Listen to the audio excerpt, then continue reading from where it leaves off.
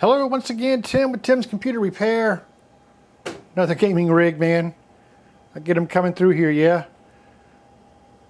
This customer says that this computer was running fine for a while. Started having some difficulties with it. And now it's to a point where it won't even power on at all, according to what he's telling me. I haven't tried to turn this on or anything. Just got it up on the bench. This, of course, is a Intel motherboard here. Haven't even gotten into what processor or anything like that, or what motherboard. We obviously see a M.2 drive right here, and I think that's the only drive he has in this computer. This is a RTX 3070 Ti gigabyte. So it's going to be up to us to try to figure out exactly what is the issue with this computer. So let's just plug everything up and power it on and see what symptoms it's giving us. Got everything plugged in here: mouse, keyboard, HDMI to my monitor, power. I've given it power. We're just going to press this power button up here. Oh my. Oh goodness. Yep, it's on. Power's on. Well, obviously, with it being completely dead in the water, let's hook up our test power supply here and see if we can get this to do anything. Alright, before I do that, I do want to point out, taking off this other side panel here, Corsair RM850X. Not a bad brand power supply there. So we got some cables there not plugged in. Looks like some RGB stuff there. Anyway, let's get our test power supply hooked up here. Okay, I know this looks like a little bit of a hot mess here, but this is just for testing purposes. I've got my test power supply here. I've just plugged in the 24 pin into the motherboard. This is the old one that's one in the case. I've got my PCI Express plugged in. This is coming from my test power supply. I just set the original cables back aside, and I also have, coming from my test power supply, the CPU power header there plugged in. This is the original one that I unplugged and just have it setting aside. That's all I need to test for power. So all I need to do now is plug in my power supply and see what happens. Got my test power supply plugged in. This does have power to it now. Let's try to hit that power button. Oh. Well, I'm looking. Do you know what I notice? After looking closer at this,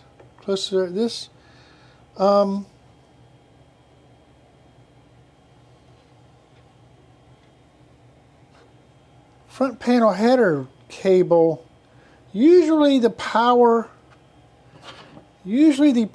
on button is the one to the left of the empty slot here. Usually that's plugged in here. I don't even know what that is. This is your front panel headers here.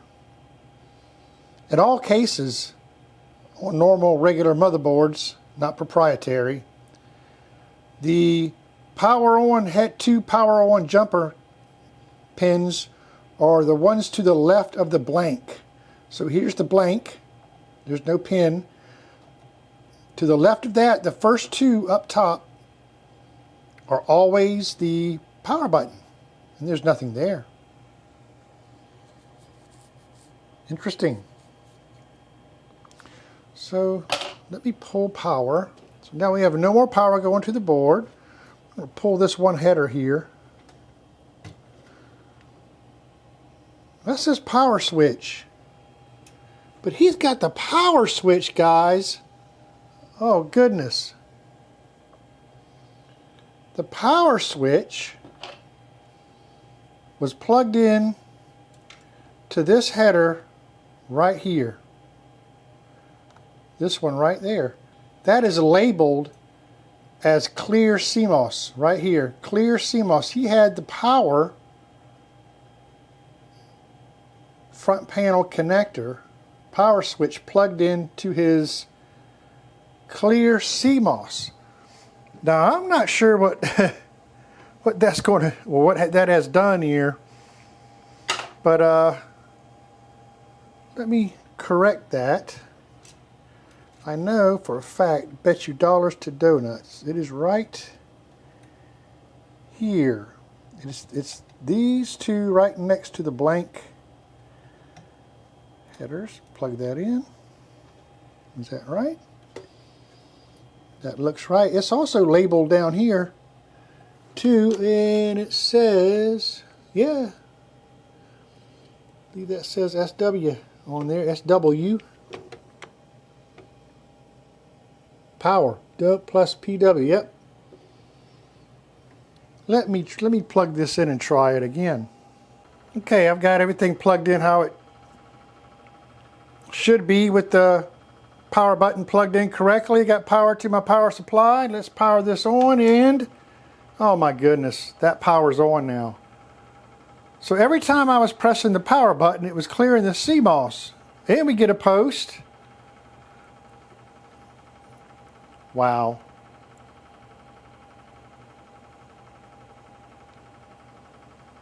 Wow. Okay. The only issue now, though, is that we're not getting past the post screen. Well, I'll tell you what I'm going to do. That's crazy. Let me work backwards here. I'm going to leave this power button plugged in, but I'm going to go back to the original power supply just to be sure his power supply is okay. And we can kind of move on from there to troubleshoot why he's not getting a display at all. So let's do that now.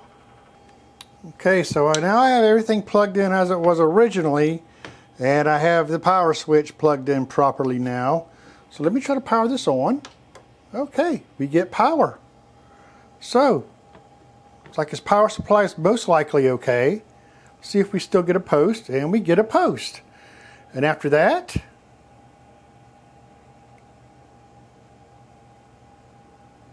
you don't get anything. Initially, in my opinion, it looks like it's a good sign that it's posting. That most likely his processor and his motherboard is okay, and video card most likely. I'm going to power this down one more time. I'm going to go ahead and try to get into the BIOS here. It's funny, he has no other front panel cables here leading up to this at all. What case is this? This is a Fantex case. So I'll have to investigate that. Interesting. I'll power this on. We'll hit the delete key here. We do get a post. Okay, CMOS has been reset. Of course it has. Every time I press the power button, it was resetting the CMOS. How about that? Let's see what we got here. XMP's disabled. It sees the RAM. This is 12th gen i5 12400. See, this is all a good sign. The fact that he's showing his BIOS tells me that the motherboard, processor, video card is most likely going to be okay, which is good. Let's see, M.2. It does see the M.2 that's in here. Perhaps Windows is corrupt or something on that drive. Perhaps. So, it does see the drive. It's just not booting to it. I'm going to put in I got the date wrong here. I'll put in a Windows boot media in here and see if it loads to that and see if I see the drive in the boot media. Something tells me I can. And if he's got Windows on there or not, we'll kind of determine that. So let's do that now. All right, got my Windows drive put in there. Fire this thing off. Yep, it's going to go right into the Windows installation. So this is all a good sign. I don't know what in the world he was doing, but I do know why he wasn't powering on. His header. His front panel header was plugged in to the wrong pin. Alright, we'll just go next. Install now. Accept the terms. Next. Custom. Yeah, look at there. So it does see the drive, the M.2. It's a 2 terabyte. And it does show, it looks like it at one time had Windows installed on that at one time. But it must be corrupt because it's not booting to it. So I'm going to contact this customer and make sure there's nothing on this computer that's important to him, and see in which way he wants me to proceed with this. But it does look like that was indeed his main issue, was that he had the power button plugged in to the clear CMOS pins. So every time you try to power it on, it was actually clearing the CMOS every time, and that's all it was doing. I'm going to investigate why these other headers aren't occupied, or what else. I know there's other front panel things that have to be going in there. I'll look at that and update you. But yeah, let me contact this customer. This is a very interesting one. Interesting one indeed, but could possibly be a simple fix, I think. I think we're going to be good to go. Let's find out.